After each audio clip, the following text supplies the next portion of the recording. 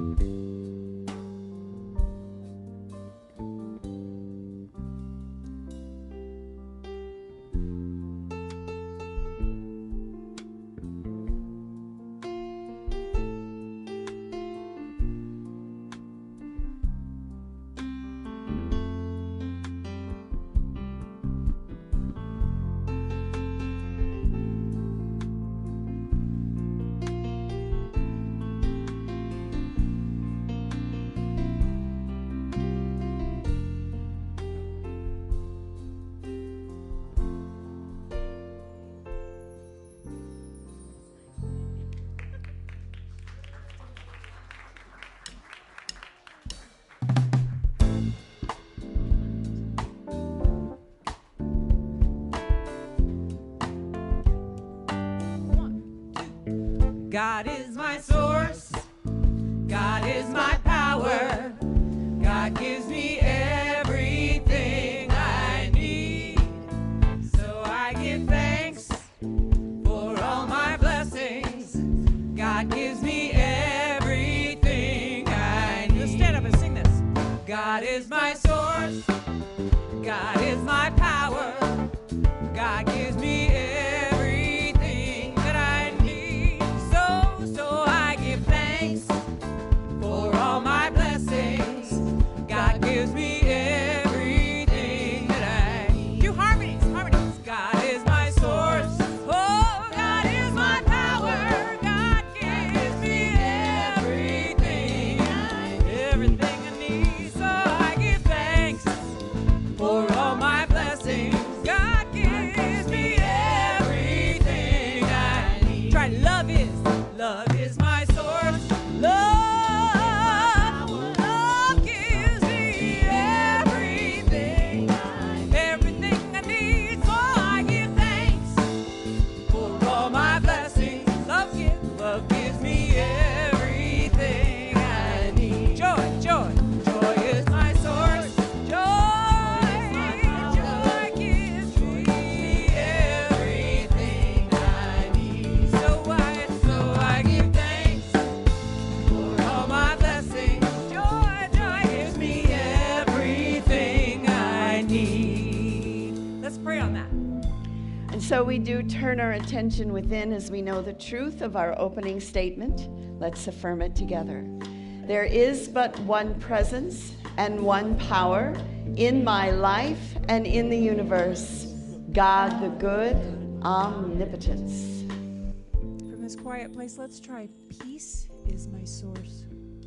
And send your wishes for peace wherever they need to go, within, without, all around.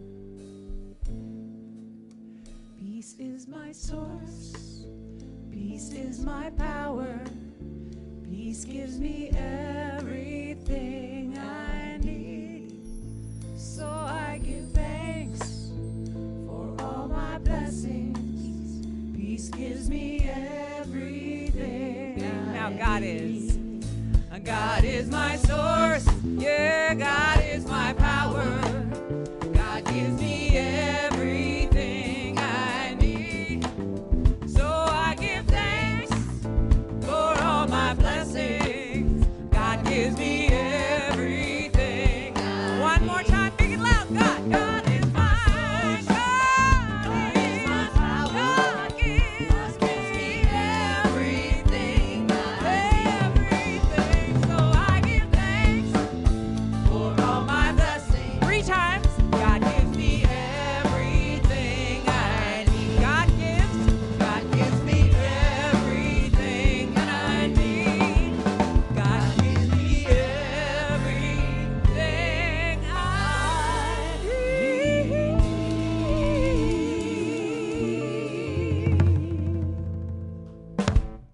Thank you. Please be seated. Good morning, and welcome to Seattle Unity, both in-house and at home. I want to welcome those that are watching, and please write for where you're watching from and your name. We can do a call out at the end of the service. So let's turn to our vision statement this morning together. We are an inclusive and accessible spiritual sanctuary for all ages and stages of life. We offer spiritual practices and a community that honors diversity and encourages self-empowerment. Together, we create a world that works for all. Can I get an amen? Amen. All right, so a couple of announcements. Kurt's class series is continuing, Be Bold and Be Brave, and that's a 8-week series, so you can see Kurt to check that out.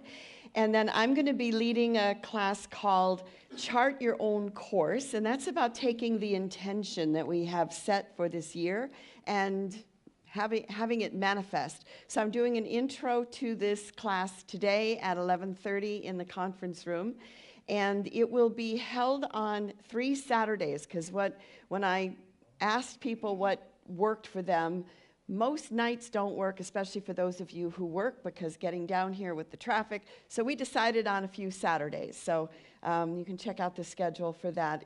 Two are in February and one's in March, to give you enough space to be able to work on the things that you need to work on. Other announcements is that this is the third Sunday, so there will be an online discussion for those of you online. And annual meeting is coming up in a couple of weeks. And so the annual meeting packets are going to be mailed out this week to active members. If you are an active member and you don't get one, please call the office and we'll make sure that you do get one. And then finally, Levon Hardison is going to be our guest speaker next Sunday. So look out for that. And now Rose has an announcement. Yay, Rose. Thank you. Hello, I would like to invite you to join us for an open mic night in 6 short days on Saturday from 6 to 8.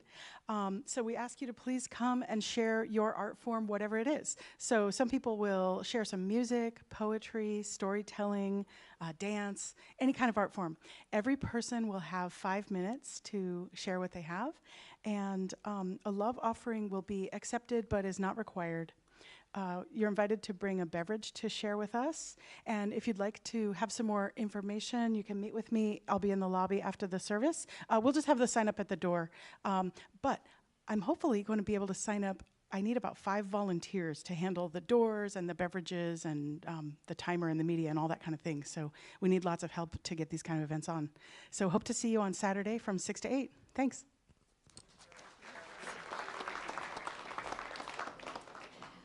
All right, so the online discussion chat prompt is, da-da-da-da.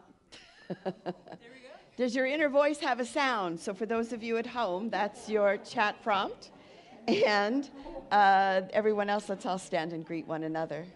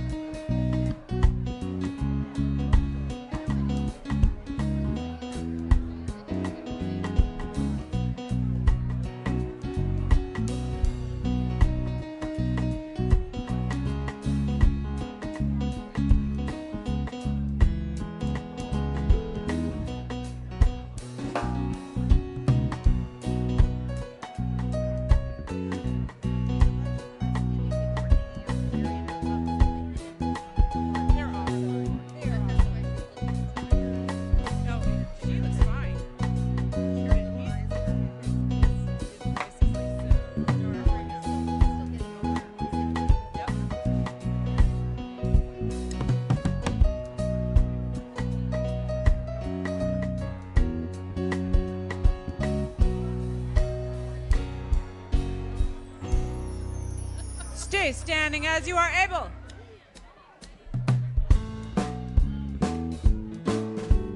I got a request from some people who said, I want more of the old time stuff. I want to do old time music. This is my version of old time music.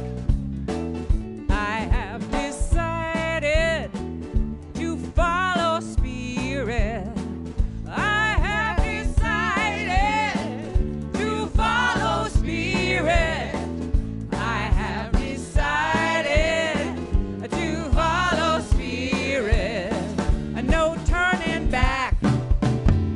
No turning back. Try that. I have decided to follow spirit. Yeah. I have decided to follow spirit. I have decided to follow spirit. No turning back. No turning back. Very good. Hey, Zana. Yes. Have you decided anything, and can we sing about it, please? Yeah. What is it? What have you decided? I will be fearless. I will be fearless. So you probably had a Whitestone word or something like that, some kind of resolution. You can turn that into an I have decided to whatever. I will be fearless. I'm going to sing that. And it's not just for her, it's for me too. Ready? 1, 2, 3, 4. I have decided I will be fearless. I have decided I will be fearless. I have decided I will be fearless. No turning back. No turning back. All righty. Hey, Scott. Yes. What have you decided? To live life easy. To live life easy. Easy, lemon squeezy. Super cheesy. Let's do it. 1, 2, 3, 4. I have decided to live life easy. I have decided to live life easy. I have decided to live life easy. No turning back. No turning back. All right, give me one from out here. What have you decided? It can be related to your Whitestone word. Joyfully. I have decided joyful to live life joyful, or to live with joy now. It needs to be 5 syllables. To live with joy now. Now. I'm gonna press the now. I like that. 1, 2, 3, 4. I have decided to live with joy now. Yeah. I have decided to live with joy now. I have decided to live with joy now. No turning back. No turning back. All right, one more. I need one more.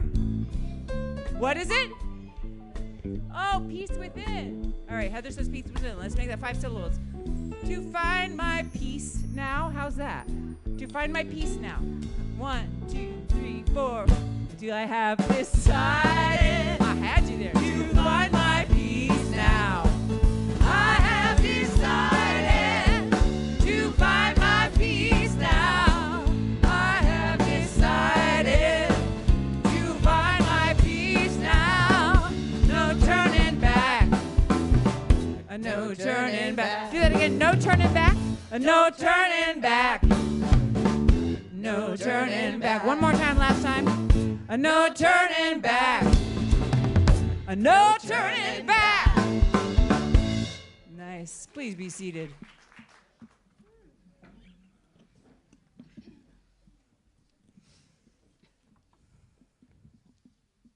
We're moving into a more contemplative part of the service, and in the center of that part of the service, we'll have a silent meditation that we share together. So right now is a great time to get comfortable in your chair. Take off any outerwear that you know you're going to need to do.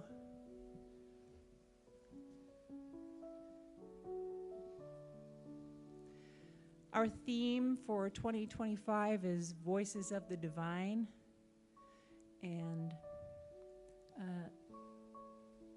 our next step into this more contemplative part of the service comes from someone I think is an amazing voice of the divine, Marcia Rattan.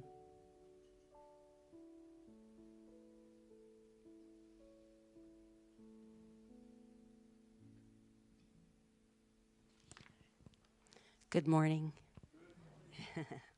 I'm going to read a poem for you by an American Colorado poet named Rosemary Watala Trommer, who wrote this poem on November 13th, 2024. The title of the poem is Placing Attention.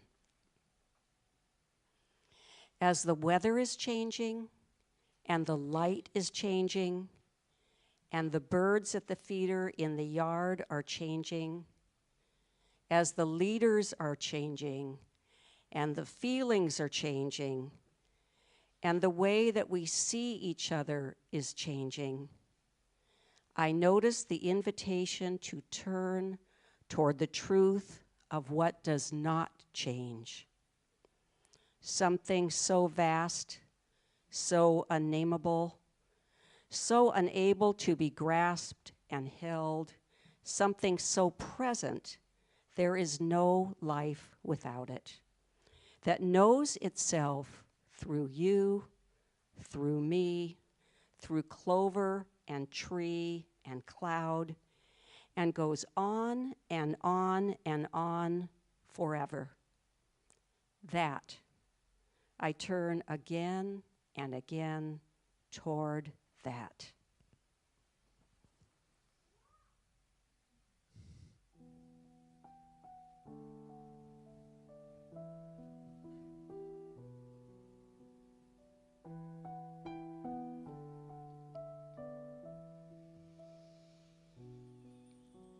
Listen, listen, listen to my heart song.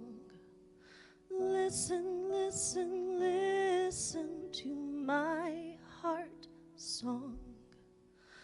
I will never leave you. I will not forsake you. I will never leave you. I will not forsake you. Listen, listen, listen to my heart song. Listen, listen, listen to my heart song. I will never leave you. I will not forsake you. I will never leave you. I will not forsake you. Listen, listen, listen to my heart song. Listen, listen, listen to my heart song. I will never leave you. I will not forsake you. I will never leave you. I will not forsake you. Listen, listen, listen to my heart song. Listen, listen, listen to my heart song. I will never leave you. I will not forsake you. I will never leave you. I will not forsake you. Listen, listen, listen to my heart song. Listen, listen, listen to my heart song. I will never leave you. I will not forsake you. I will never leave you. I will not forsake you. Listen, listen, listen to my heart song. Listen, listen, listen to my heart song. I will never leave you. I will not forsake you. I will never leave you. I will not forsake you.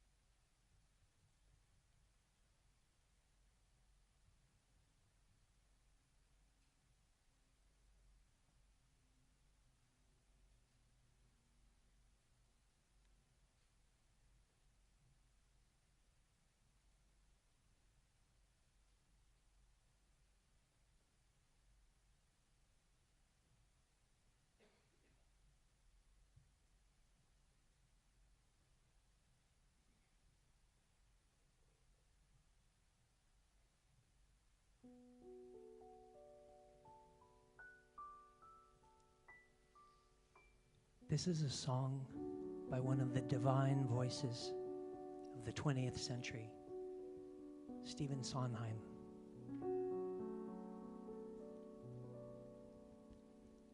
I remember sky. It was blue as ink, or at least I think.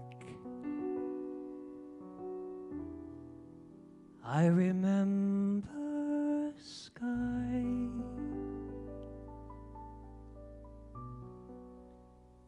I remember snow, soft as feathers, sharp as thumbtacks, coming down like lint, and it made you squint when the wind would blow, and ice like diamonds on the streets, cold as silver, white as sheets, rain like strings, and changing things like leaves.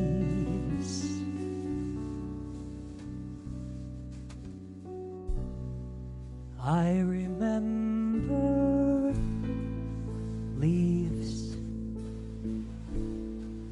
green as spearmint, crisp as paper. I remember trees, bare as coat racks, spread like broken umbrellas.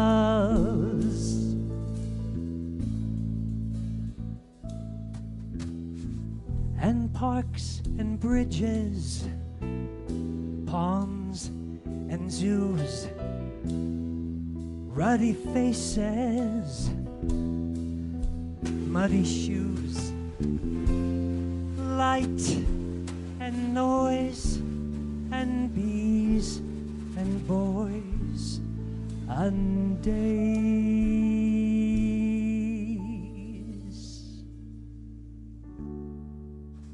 I remember days,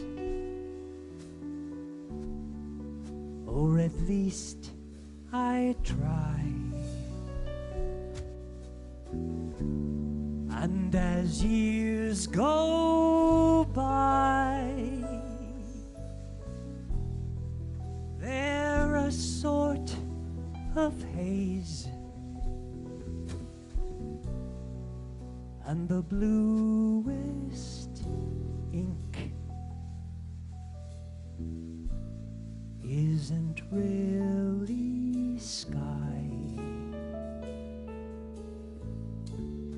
And at times I think I would gladly die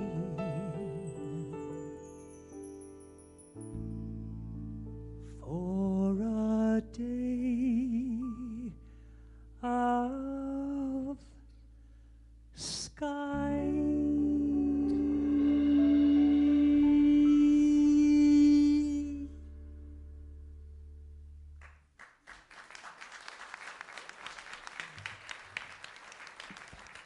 Ben Black.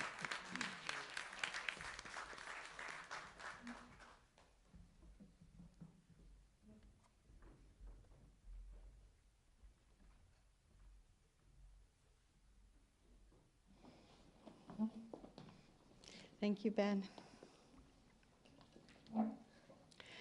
Well, 2025 has started with a bang, and it's only January 19th. It started with the tragedy in New Orleans, the car bombing in Vegas, the horrible fires in LA. My son lives in Santa Clarita and is safe, but he has been having to have kept a close watch on the fires as they were getting close. They had their bags packed, an evacuation plan in order for their family and for their cats. And more than 10,000 homes have been lost, and we're still taking in the enormity of the situation. And of course, the fires are still happening. So no wonder there is a meme that has been going around that says, like someone calling customer service and saying, "I'd like to cancel my subscription to 2025. I've experienced the 14-day free trial, and I'm definitely not interested." So depending on your beliefs, tomorrow or soon after, the price of eggs and gas is going to be low and affordable. Or tomorrow marks the beginning of the takeover by billionaires and Christian nationalists. So half the country right now is triumphant and the other half is terrorized. So this year our theme is Voices of the Divine. And what I wanted to begin is, what is not a voice of the divine? A voice that is not of the divine is a voice that increases discord, confusion, chaos, and fear. So I was at the Shivananda Yoga Retreat for the last 10 days. And on my way to the airport as I was leaving, our cab driver was asking about, the election and the whole thing. And what was interesting is he believed that this new administration is going to support Israel, that all these wonderful things are going to happen, and that the support of Israel could lead to the rebuilding of the third temple, which fulfills a biblical prophecy that ushers in the return of Jesus. Now, I know most of you may not know these prophecies because we don't kind of teach them in Unity. And then there will be a new Jerusalem, which is a 1,000-year reign of peace, which Jesus will oversee. Now, in Unity, you know that we interpret the Bible metaphysically. And the New Jerusalem is a time when all beings are lifted up and awakened, not some of us, not 144,000 of us, but all of us awakened to our Christ nature. Charles Fillmore, the co-founder of Unity, said, "The New Jerusalem is not a literal physical city in heaven, but rather a symbolic representation of the highest spiritual consciousness attainable by individuals, signifying a state of perfect harmony, peace, and unity within oneself and with the divine, accessible through spiritual practice." So really what frightened me about this encounter that I had with this cab driver wasn't the prophecy, but the zeal through which this man believed that this was the absolute truth. No discussion. This is the way it is. And what concerned me is if that voice was collective, what could happen? This was not a voice of the divine. Rather, it was a voice without reason and a voice of fear. So have you noticed that people are a little on edge? There is an uncertainty in the air, and there seems to be incivility, for want of a better word. There's slurs, nastiness coming out of the mouths of our leaders, and it really is hard to be inspired. And so my question is, what happened to civility? I know I'm old, but, come on. So Al Gore said, "In a time of social fragmentation, vulgarity becomes a way of life. To be shocking becomes more important and more profitable than to be civil or creative or truly original." And I think this is our call. This is where we need to answer this question. We need to live in this. So currently on Netflix, there's a documentary called Fights, Camera, and Action. And it's about the Jerry Springer Show. Remember the Jerry? Yeah. Do you know that it ran for 27 seasons? From 91 to 2018, and for a few years, it was the #1 show over Oprah Winfrey, which is insane. Now, the thing about Jerry Springer is that he was sort of this quiet, unassuming journalist, nice guy, and he actually wanted to run for politics, but just never did. But he was sort of this unassuming character who was in the middle of this chaos. And what they discovered is the more chaos there was on the show, meaning the more fighting and yelling, the bigger the ratings got, and the more people watched it, and they wouldn't turn it off.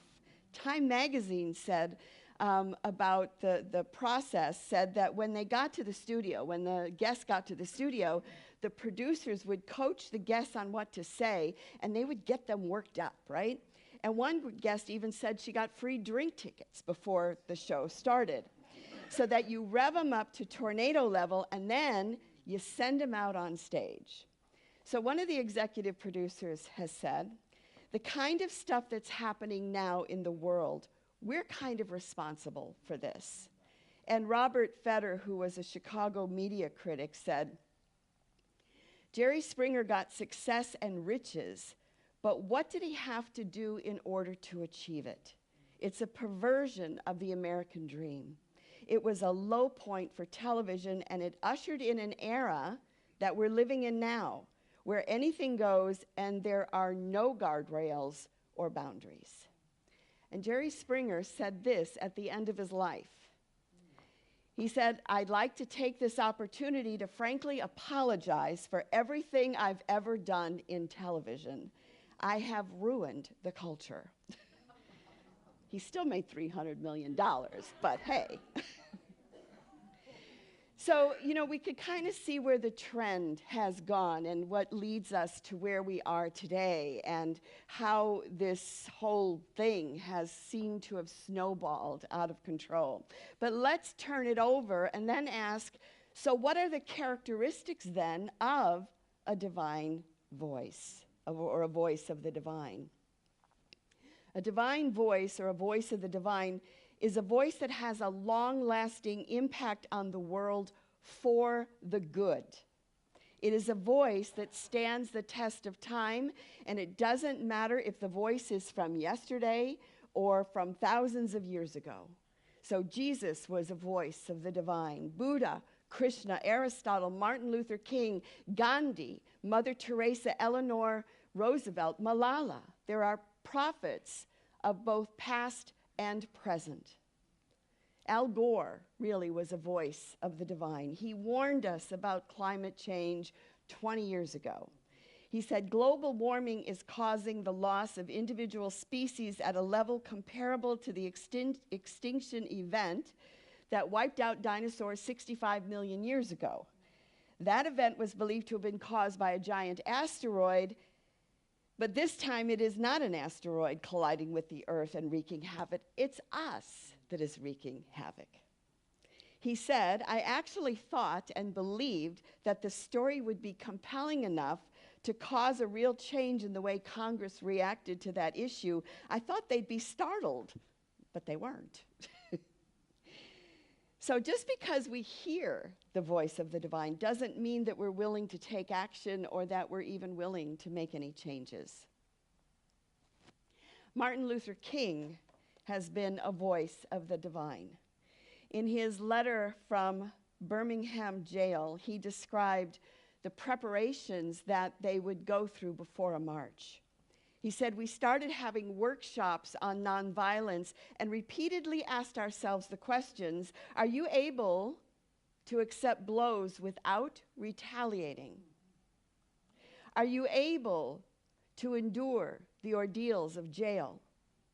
This process of self-purification wasn't just a strategy, it was a way of opening to the divine voice within. This was a deep connection to the inner voice of the divine, the one that speaks courage in the face of fear and steadies in the midst of chaos. So King didn't speak or act as someone uniquely chosen by God. He was simply open. He was fully open to divine wisdom. And this openness, Somebody's getting a call. It's the divine, it's calling you. So this being open reminds me of something that Stephen Colbert said. I know the two don't seem to match, but they do. So Stephen Colbert was asked a question about his teachers when he was at Northwestern University because he was learning improv. And his teacher said to him, "You are not improvising. You're just letting the universe channel through you if you just open all your senses. Your job is to open all the stops on the organ so it can flow through you." So King opened every stop on the organ of his spirit, and he allowed the divine to flow through his words, his actions, and his vision. And that same flow is available to each of us when we open all the stops. So I guess it's a question we can sit with is, am I opening all the stops? And if not, how can I open to the divine flow? So the voice of the divine isn't a booming command from the heavens. I think it is a quiet whisper within us that says you are enough, you know what to do, you know what's right. Martin Luther King reminded us that the divine voice also doesn't always reveal the whole path. It simply whispers, just take the next step. How many times do we feel like we want to know the whole picture, right? It's like, yeah, I'm not even going to enter into this until I know what I'm getting into, and I know what's going to happen, and I know how it's going to unfold. King said faith is taking the first step even when you don't see the whole staircase. But how often do we wait for clarity, hoping that this plan is just going to open up and I'll know what to do? He also couldn't see the results of his actions. But he also trusted each step. Each march, each act of nonviolence was a part of a greater journey toward justice. So I'm going to do a little plug for my class. So one reason to join me for Chart Your Own course is that you can create a plan to systematically take the next step, even if you don't know what the other steps are going to be.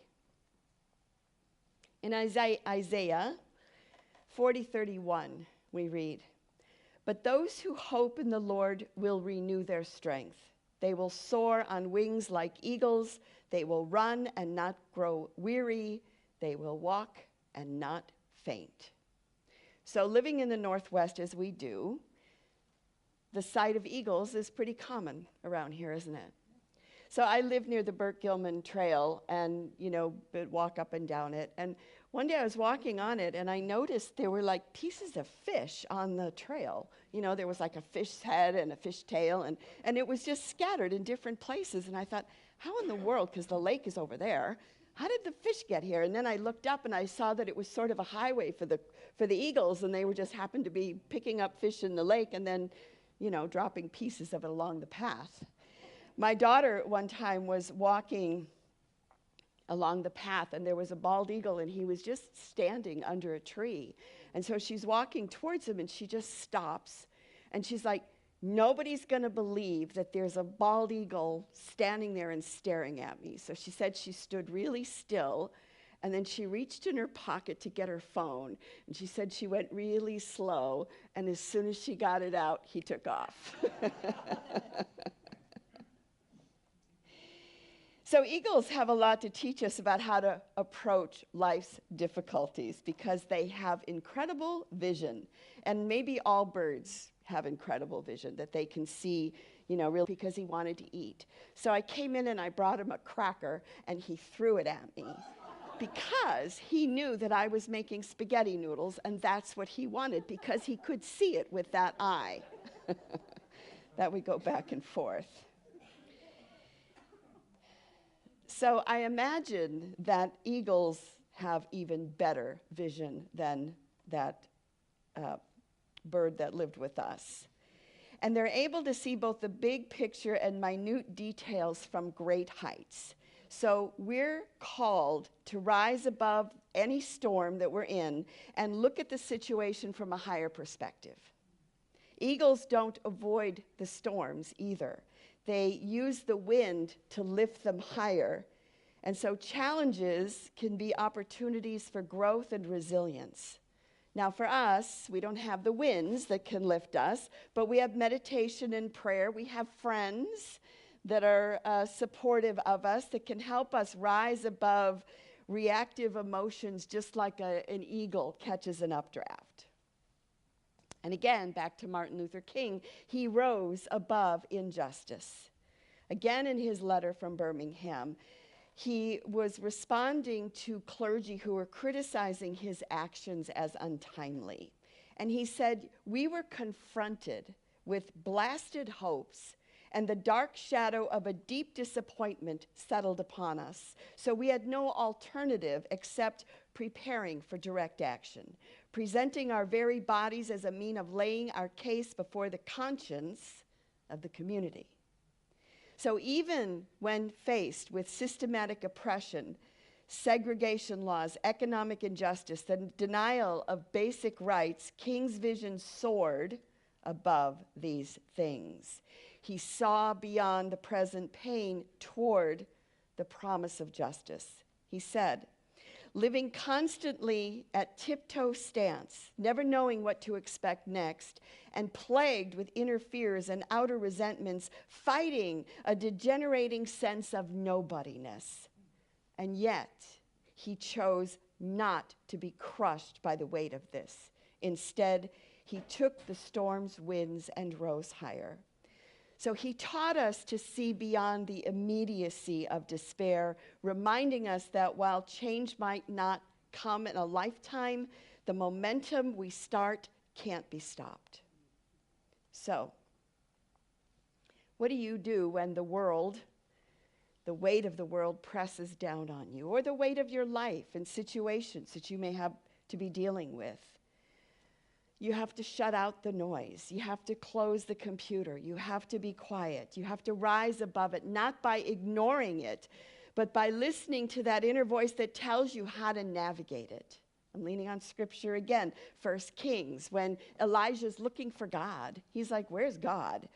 And God says, "Go out and stand on the mountain in the presence of the Lord, because the Lord's going to pass by any moment."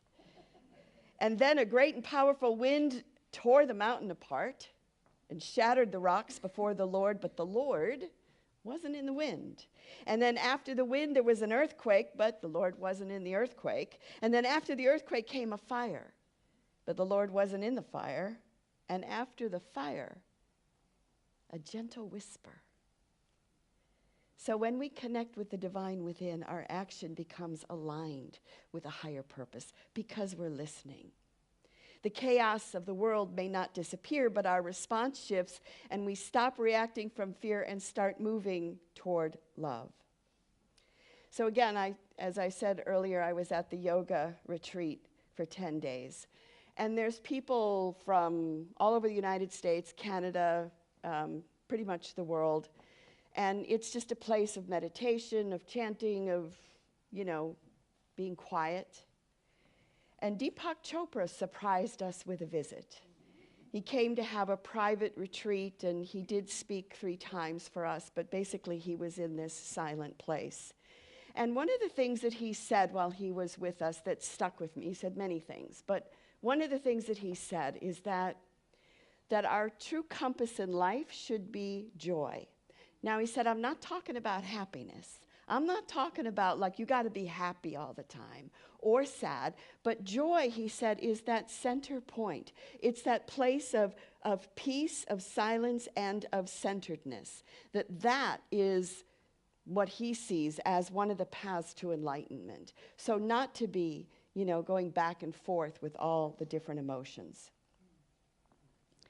So Crosby, Stills, and Nash sang in a song, "Think about how many times I have fallen. Spirits are using me, and larger voices are calling." So voices are calling you. Voices that are bigger than your body, stronger than your fear, clearer than your confusion.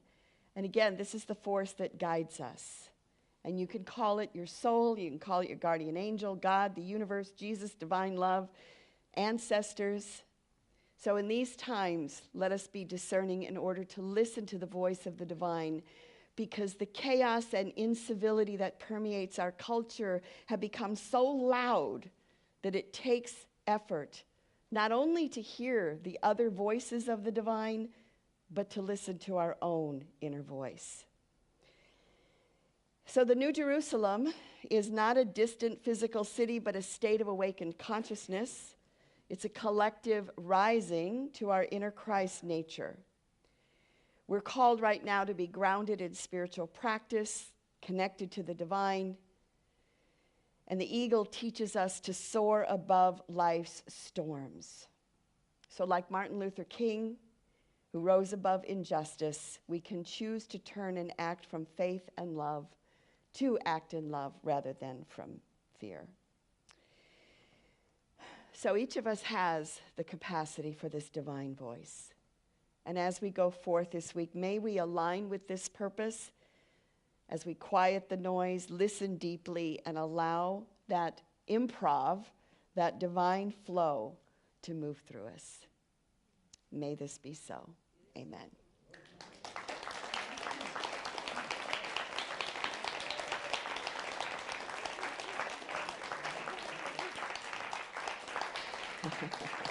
Thank you. Thank you. Interesting times we live in. It's going to get more interesting. All right. So I invite you to take your gift in your hands. If you're giving at home, please know you can give through text and click through the website. However you give, in whatever form, we are grateful for your generosity. And so let's affirm our statement together. I give willingly, joyfully, and lovingly, knowing that God is the constant source of my supply. I give with graciousness and receive with gratitude.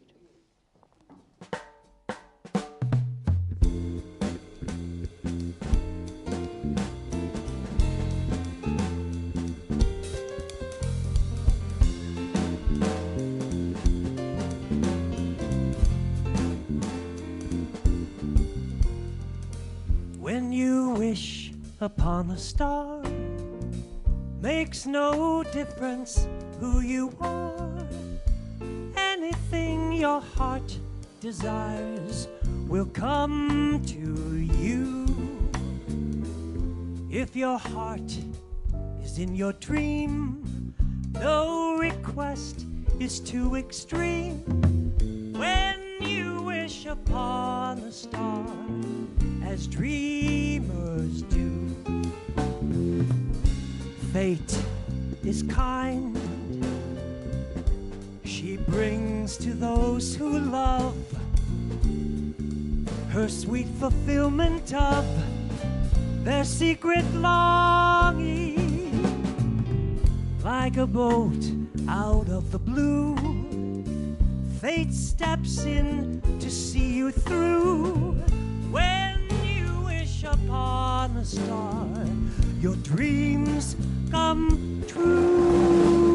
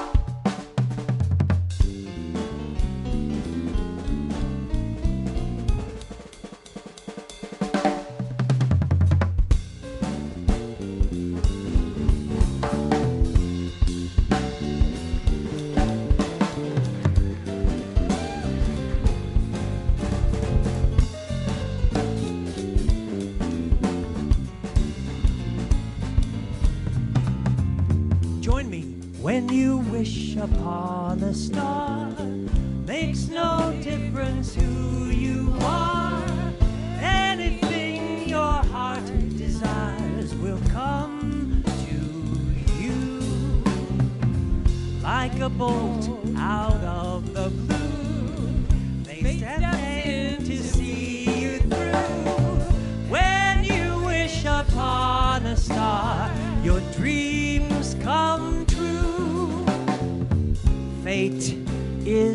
kind. She brings to those who love her sweet fulfillment of their secret longing. Like a bolt out of the blue, fate steps in to see you through. When you wish upon a star, your dreams come true.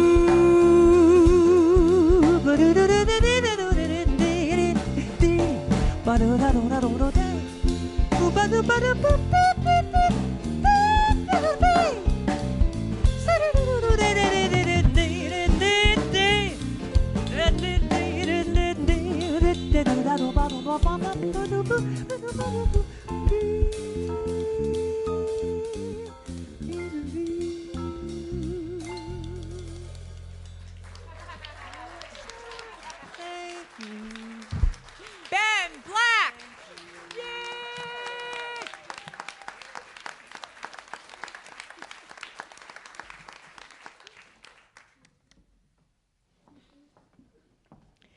I did not ask if we had anybody here for the first time at the beginning of the service. Is there anybody here for the first time? Would you raise your hand?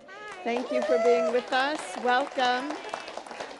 There's coffee following the service and snacks on the third floor and a beautiful view. So, all right, so let's just take a moment as we bless our offering. We dedicate and consecrate these gifts to the will, the work, and the way of the living Spirit of truth. We are grateful for the generosity of each giver, and may it return to you a millionfold.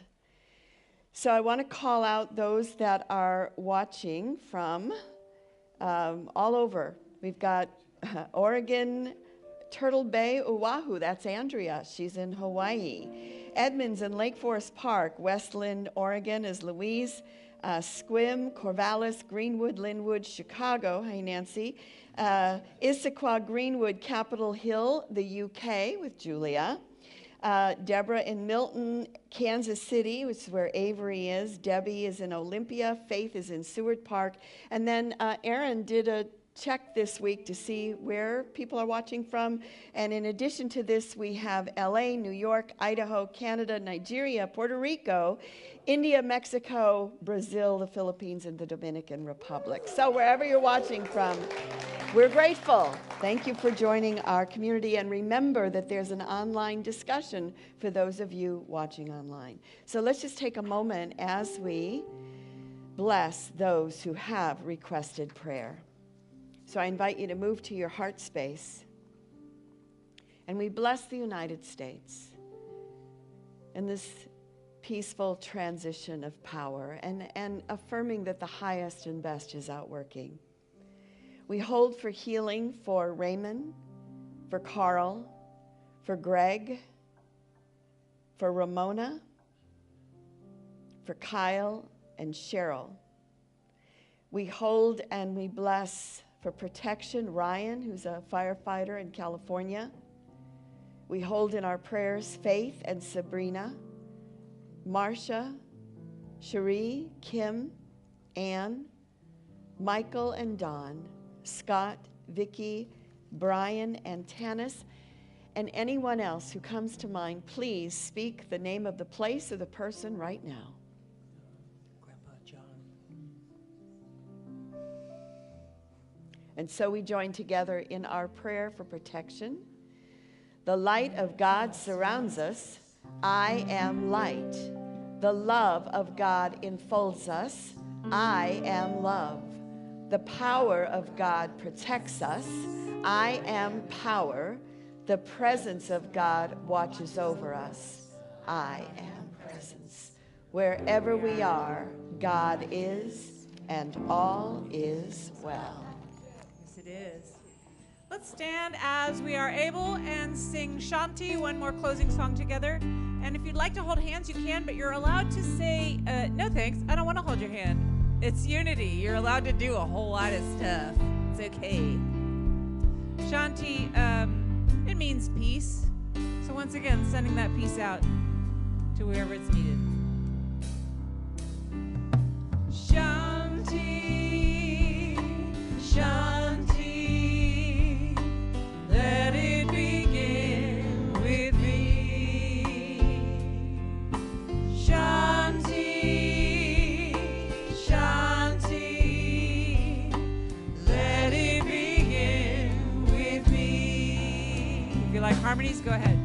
Shine